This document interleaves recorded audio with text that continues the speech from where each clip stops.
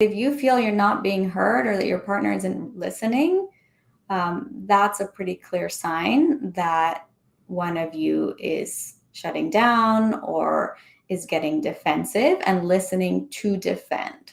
I think I had at least two questions. I feel one, and it's like, what happens when you have a partner that pathway to that space is minimal, or that they're just not great at being empathetic? Hmm.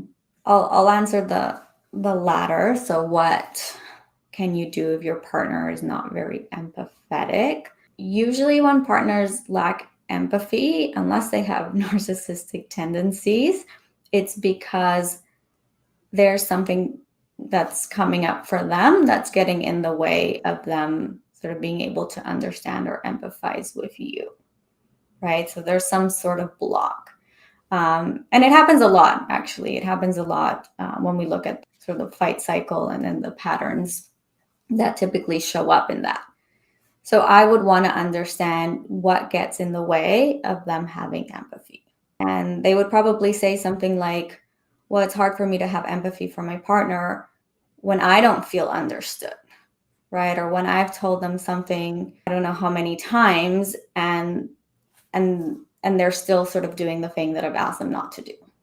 I think about, what do you do then when there's a very strong, or what do you recommend for your clients when there's a very strong, seemingly unending need for empathy, where you can't get your needs met, you can't get understood because they're not at a place to hear you? Yeah. Yeah. I mean, it speaks directly about the fight cycle. The reason that they don't feel understood is because their needs aren't getting met. Oftentimes, when couples fight, it's not about the thing that started the fight, like the dishes or somebody leaving their shoes out. It's about not feeling heard and understood. And oftentimes, it's because they have opposing needs. So, for one person, it might be space, whereas for the other person, it's being able to talk things out and feel validated. So it might be that you can't meet their needs